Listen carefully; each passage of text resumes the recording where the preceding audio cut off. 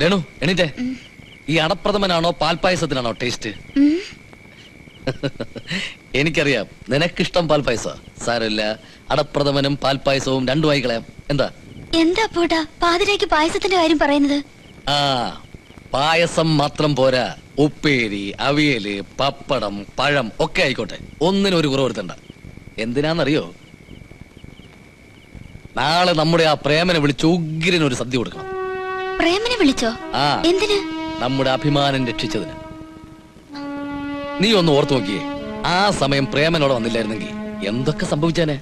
അവനെ സമ്മതിക്കണം. സ്വന്തം ജീവൻ പോലും മറന്നില്ലേ അവൻ നിന്നെ രക്ഷിച്ചത്. അതിനുള്ള നന്ദി നമ്മൾ തിരിച്ചു കാണിക്കണ്ടേ? അതിനാണ് ഈ സദ്യയെങ്കിലും. അതൊന്നും വേണ്ട. അപ്പോഴേട്ടന് ആളുകളെ മനസ്സിലാകാഞ്ഞിട്ടാ. അതൊക്കെ ഇരിക്കട്ടെ, നിനക്ക് ആ പ്രേമനെ കുറിച്ചുള്ള അഭിപ്രായം എന്താ? എനിക്കങ്ങനെ ഒരു അഭിപ്രായവും ഇല്ല. എനിക്കും തീരെ ഇല്ലായിരുന്നു. രേണു, നമ്മൾ നല്ലവരാന്ന് വിചാരിക്കുന്നവര് പലരും നല്ലവരല്ല. നമ്മൾ ചീത്തയാന്ന് വിചാരിക്കുന്ന പലരും നല്ലവരാ. പ്രേമൻ നല്ലവനാ. അവന് നാളെ നല്ലൊരു സദ്യ കൊടുത്തിട്ടേ ഞാനിനി ഉറങ്ങൂ.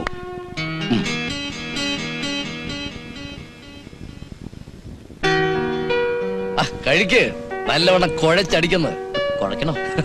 ഈ പപ്പടമൊക്കെ അങ്ങോട്ട് പൊടിച്ചിട്ട് അവിയലൊക്കെ എടുത്ത് കഴിക്ക്. അവിയലോ? ഏതാ അവിയല്? മനസ്സിലായില്ലേ? ഇതാണല്ലേ. ഇപ്പോഴാ എനിക്ക് മനസമാധാനമായത്, അല്ലേ രേണു? എനിക്കല്ലോട്ട് ഇരിക്കേ, പായസമുണ്ട്, ഇവളുടെ സ്പെഷ്യലാ, ഒഴിച്ചു കൊടുക്ക. എന്റെ വയറ് നിറഞ്ഞു. എന്നാലും രേണുവിന്റെ സ്പെഷ്യൽ പായസം കഴിച്ചിട്ടേ ഞാനിവിടെ പോകും. അതെ അതെ, നോക്കിക്കാതെ ഒഴിച്ചു കൊടു.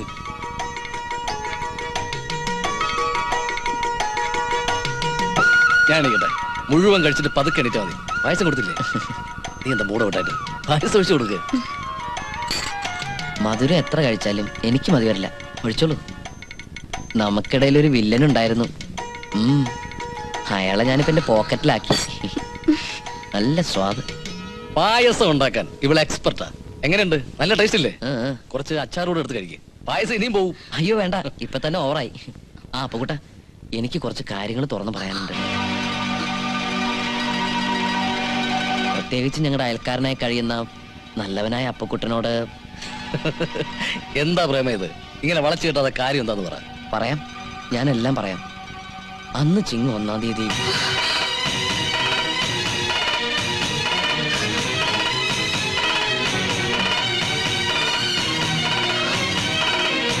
അതെ അപ്പുകുട്ട, ചിങ്ങമാസം 1-ാം തീയതി ഇല്ലേ, ആ പിച്ചക്കാരൻ വീട്ടിൽ കയറി വന്നോടെ മനസ്സിന് സ്വസ്ഥത എന്ന് പറഞ്ഞൊരു സാധനമില്ല.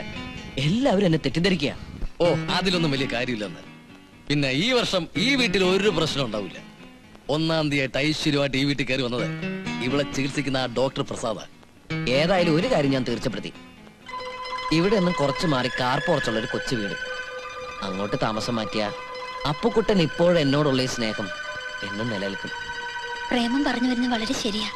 ഇവിടുന്ന് മാറി താമസിക്കായിരിക്കും എല്ലാം കൊണ്ടും നല്ലത്. എന്ത് തോന്നിയാസം നീ പറയുന്നത്? അവൻ എവിടെ മാറി താമസിക്കണമെന്ന് മിണ്ടി പോരുത്. പ്രേമാന്ന് കാര്യാക്കണ്ട.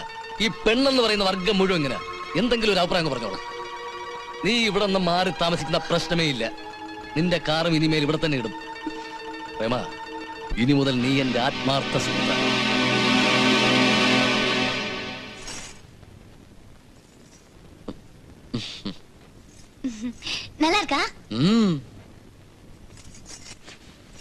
ഇതും കൂടി എടുത്ത വല്ലതും കുറയോ? ഇവിടുത്തെ സാരിയുടെ എണ്ണം കുറയും. ഓഹോ, അതൊരു പുതിയ അറിവാണല്ലോ. അതെ, ഇതിന് എത്രയാ? 2500 രൂപ. ഇത് കൊടുത്ത് നീയും കൂടെ വന്ന ഇതിൽ കൂടുതൽ വരാം. എന്ത്? എന്നാ? അല്ല, ഈ സാരി എന്റെ രുക്കു എടുത്തത് നല്ല ആർക്കൊന്നും ചൊല്ലിയതാ. ഇത് വാങ്ങണോ രുക്കു? ഇത് വില ரொம்ப ജാസ്തി. വില ഞങ്ങൾക്കൊരു പ്രശ്നമേ അല്ല. ഇവിടെ ഉള്ളതിൽ വെച്ച് ഏറ്റവും വില കൂടിയ സാരി വേണം. ഈ കളർ മതി ഡാർലിംഗ്.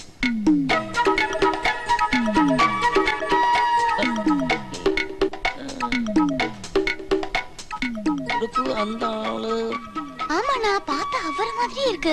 ஆனா அவர் இப்படி இந்த வேஷத்துல போய் பார்த்துட்டு வரலாமா? இப்ப வரா. வாண்ணா.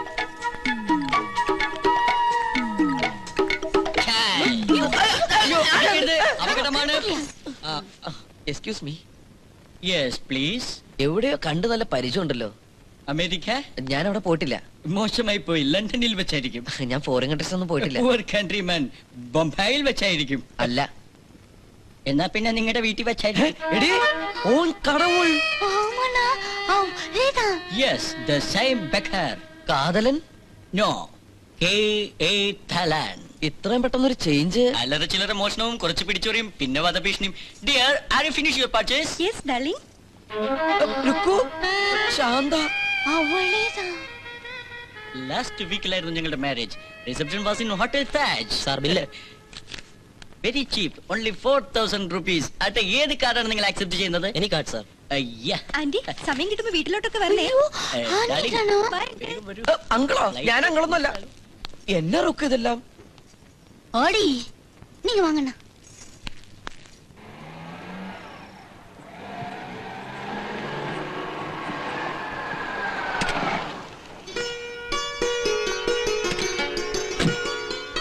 ഏതായാലും ഇന്നെന്റെ യാത്ര ഇതിലായതുകൊണ്ട് രേണുവിന് ഓട്ടോകാശ് ലാഭമല്ലേ? അപ്പൂനെ കാണുമ്പോ ഞാൻ പറയാം, ഭാര്യയുടെ ആവശ്യത്തിന് ഒരു ഡ്രൈവറെ അപ്പോയിന്റ് ചെയ്യാൻ. സ്വന്തം ആവശ്യത്തിന് വണ്ടി എടുക്കാനുള്ള ഡ്രൈവിംഗ് ഒക്കെ എനിക്കറിയാം. ആ, രേണു വണ്ടി ഓടിക്കാൻ ശ്രമിക്കുന്നത് ഞങ്ങളെ പോലുള്ളവർക്ക് നല്ലതാണെങ്കിലും ഓടിക്കാതിരിക്കുന്ന പാവം ജനങ്ങളുടെ ഭാഗ്യമായിട്ട് കരുതാം അല്ലേ?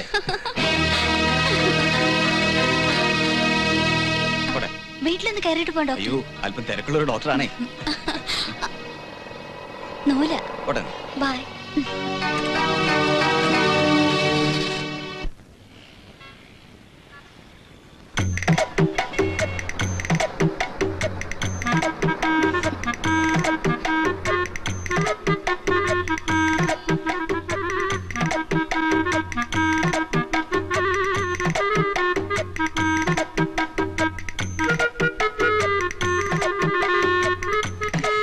എവിടെ തുടങ്ങണം എന്നെനിക്കറിയില്ല.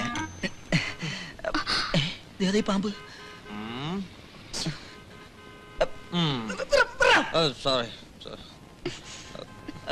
ഹലോ, എന്താ ഇത്? കുറെ നേരമല്ലേ തുടങ്ങിയിട്ട്? എന്തോന്ന്? അല്ല, ഈ കുറെ നേരമായി ഈ കഥകളി തുടങ്ങിയിട്ടേ. എന്താ തന്റെ ഉദ്ദേശം? എനിക്ക് പല ഉദ്ദേശങ്ങൾ കാണും, അത് ചോദിക്കാൻ നീ ആരടാ? ഞാനിവിടുത്തെ പോലീസ് കമ്മീഷണർ വെച്ചോ. അയ്യോ, ഞാൻ അറിഞ്ഞില്ല സാർ. ഏത് കണ്ടിയുടെ മാപ്പ്? അയ്യോ, ഞാൻ ക്ഷമിക്കണോന്ന് പറയായിരുന്നു സാറിനെ. ഞാൻ ആദ്യമായിട്ട് കാണുകയാണല്ലോ. ഞാനിവിടെ ഉണ്ടായിരുന്നില്ല. ഒരു അധോലോക സംഘത്തെ ഒതുക്കാൻ ബോംബെ വരെ പോയതായിരുന്നു. അപ്പോഴാണ് ഞാൻ അറിഞ്ഞ ഇവിടെ കള്ളൂടിയന്മാരെ ശല്യം കൂടുതലാണെന്ന്. അതെ, കള്ളുകൂടിയന്മാരുടെ ശല്യം വളരെ കൂടുതലാണ്. പക്ഷെ ഞാൻ എങ്ങനെ കള്ളുകൂടിയലായത് സാറ് അറിയണം. ആയതല്ല, ആക്കിയതാണ്. ആക്കിയവരോട് ആക്കരുതേ ആക്കരുതേ എന്ന് പറയായിരുന്നില്ലേ? പറയാൻ കഴിഞ്ഞില്ല. 10 പേരടങ്ങുന്ന ഒരു കുടുംബം മുഴുവൻ ജീവിച്ചു പോകുന്നത് ഒരു പെട്ടിക്കടയിലൂടെ ആയിരുന്നു. ഒരു പെട്ടിക്കടയിൽ ഒരേ സമയം 10 പേരെങ്ങനെ ഉറങ്ങിയെന്നാണ് എനിക്ക് അറിയേണ്ടത്. അവർക്കിപ്പോ ഉറക്കമില്ല. അതിന് കാരണക്കാരൻ കമ്മീഷണറായ നീയാണ്. നീയല്ലേ പെട്ടിക്കട പോകാൻ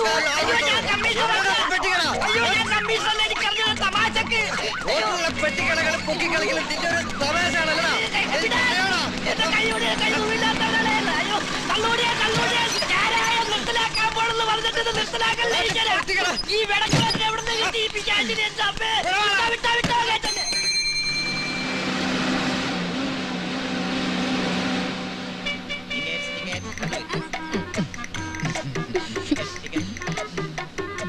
ഒന്ന് മാറിക്കേ.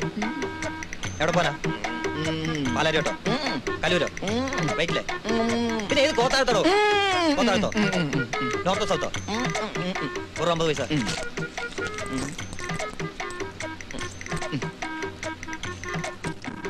ആ, അവിടെ ടിക്കറ്റ്സ്.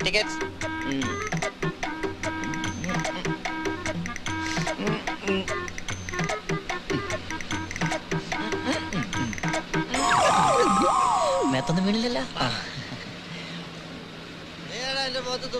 ഞാനല്ല, എവിടെ തുടങ്ങണം എങ്ങനെ തുടങ്ങണമെന്ന് അറിയില്ല.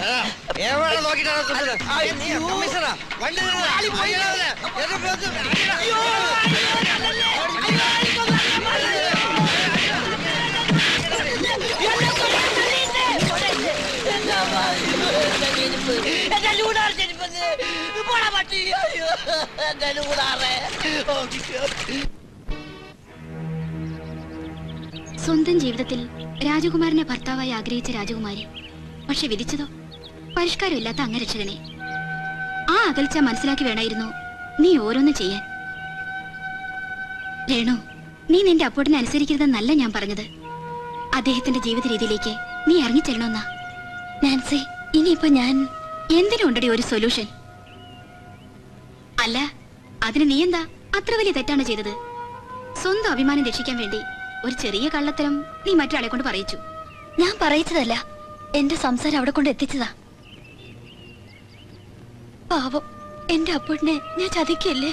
ഒന്ന് പോടി. ഇതിലും വലിയ കുരുത്തക്കടുകൾ ഒപ്പിച്ചിട്ട് ഞാൻ എന്റെ പൈലറ്റിന് മുമ്പിൽ സ്റ്റൈലായി മാനേജ് ചെയ്തിട്ടുണ്ട്. ഏതൊരു ദാമ്പത്യത്തിന്റെയും നിലനിൽപ്പിന് ഒരല്പം നുണയും കള്ളത്തരവും ഒക്കെ കൂടിയേ തീരൂ. നിനക്കത് പറയാൻ കഴിയും. പക്ഷെ ഞാൻ എന്റെ മോളെ, ഒന്നുകിൽ നീ നിന്റെ അപ്പൂട്ടനോട് ഉണ്ടായ സംഭവം തുറന്നു പറയുക, അല്ലെങ്കിൽ ഒന്നും സംഭവിച്ചിട്ടില്ലെന്ന് മട്ട് കാണിക്കുക.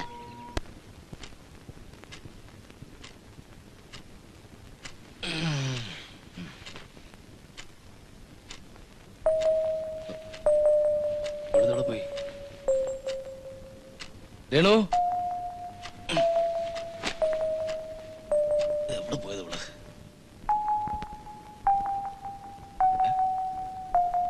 ഓഹോ, ഹലോ, സമയം ഇപ്പൊ എത്രയായി? ഈ പാതിരാത്രിക്ക് നീ എന്തിനാ എവിടെ വന്നിരിക്കുന്നെ? എന്താ രേണു, നിനക്ക് എന്ത് പറ്റി?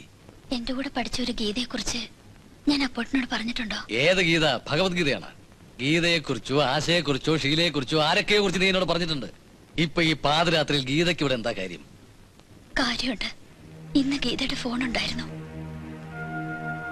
വല്ലാത്ത പ്രതിസന്ധിയില്ല. പ്രതിസന്ധി ആർക്ക്? നിനക്കോ അതോ ഗീതയ്ക്കോ? അതെ, ഗീതയ്ക്ക്. എന്ത് പറ്റി? അവളുടെ ഭർത്താവ് വേറെ വല്ല പെണ്ണിനോട് ഒളിച്ചോടി പോയാ? അല്ല, പിന്നെ അവളുടെ ഭർത്താവ് അത്തരക്കാരനല്ല. അത്രയ്ക്ക് നല്ല മനുഷ്യനാണ് അയാൾ. ഇത്രയും നല്ലൊരു സർട്ടിഫിക്കറ്റ് കൊടുക്കാൻ നിനക്ക് അയാളെ നേരത്തെ? ഇല്ല, ഗീത പറഞ്ഞുള്ള പരിചയം മാത്രം. എന്റെ പൊന്നു രേണു, നിന്റെ കൂട്ടുകാരിയുടെ കഥ മുഴുവൻ ഈ പാതിരാത്രിക്ക് തന്നെ പറഞ്ഞ് എന്നെ എന്തിനാ ഇങ്ങനെ ബോറടിപ്പിക്കുന്നത്? നീ നാളെ രാവിലെ ഇത് മുഴുവൻ വിസ്തരിച്ച് പറയും. ഞാനത് സ്വസ്ഥമായിട്ടിരുന്ന് കേൾക്കും.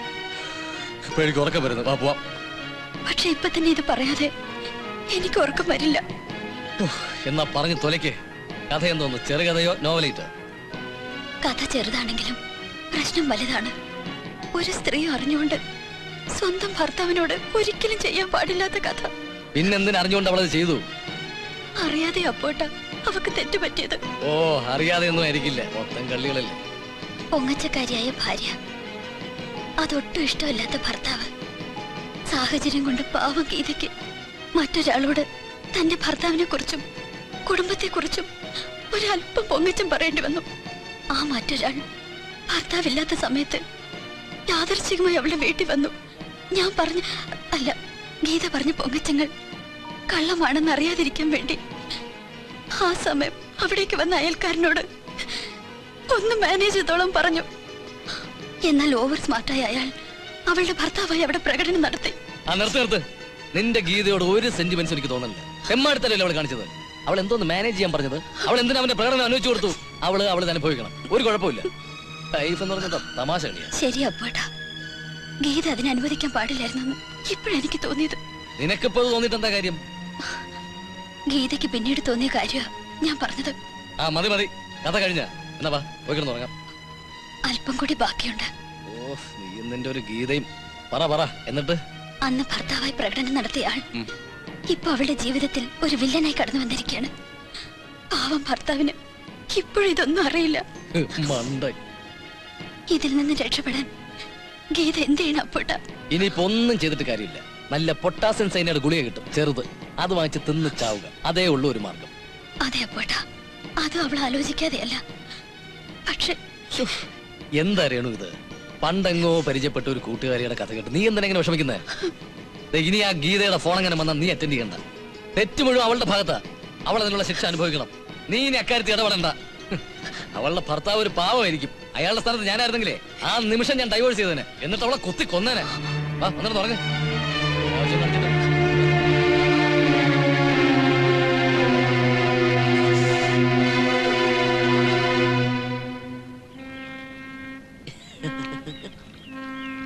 പ്രേമൻ, വാക്കുകൾ സൂക്ഷിച്ച് ഉപയോഗിക്കണം. വാക്കുകൾ മാത്രമല്ല, പ്രവൃത്തിയും സൂക്ഷിച്ചു ചെയ്യേണ്ടതാണ്. എന്റെ പ്രവൃത്തിയിൽ ഒരു തെറ്റ് ഞാൻ കാണുന്നില്ല. അറിയാം. സുന്ദരനായ ഡോക്ടർ അയാളുടെ ആരാധികയെ കാറിൽ കൊണ്ടുവന്ന് ഇറക്കുന്നതും തുടർന്നുള്ള റൊമാൻസും ഒക്കെ ഞാൻ എന്റെ കണ്ണുകൊണ്ട് കണ്ടതല്ലേ. മതി, നിർത്ത്. കൊള്ളേണ്ട അടുത്ത് കൊണ്ടപ്പോ കോപം വരുന്നുണ്ടല്ലേ? കൊള്ളാത്തതൊന്നും ഞാൻ ചെയ്തിട്ടില്ലെന്ന് എനിക്ക് നന്നായിട്ട് അറിയാം. അയ്യോ, ഒന്നും ചെയ്യാത്തൊരു കൊച്ചു തമ്പുരാട്ടി.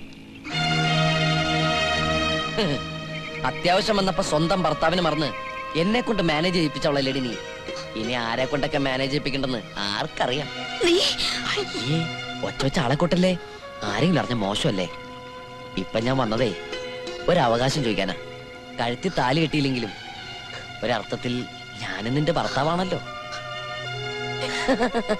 ഒന്നുമില്ലെങ്കിലും കുറച്ചു നാളത്തെ ദൈർഘ്യമുള്ള ദാമ്പത്യമല്ലേ നമ്മുടേത്. ദാമ്പത്യത്തിന്റെ പൂർണ്ണ അർത്ഥം വന്നെത്തുന്നത് അതിന്റെ ബന്ധവും കൂടി പൂർത്തിയാകുമ്പോഴാണല്ലോ. അത് ഇതുവരെ സംഭവിച്ചിട്ടില്ല എന്ന് പറയാനാ ഞാനിപ്പോ ഇങ്ങോട്ട് വന്നത്. അല്ല, ചക്കരക്കുടത്ത് കൈയിട്ട് നിൽക്കാൻ ഡോക്ടർക്ക് മാത്രമല്ല ഇഷ്ടം, ഈ പുതിയ ഭർത്താവിനുണ്ടേ. എന്താ ഇത്? ഇതൊക്കെ തന്റെ ഉള്ള ആമ്പിള്ളേര് കണ്ടു പഴകിയ സ്റ്റൈലാടി. മോളുടെ കയ്യിൽ പുതിയതെന്തെങ്കിലും ഉണ്ടെങ്കിൽ എടുക്കും. തീർന്നിട്ടില്ല, ഞാൻ തുടങ്ങിയിട്ടുള്ളൂ.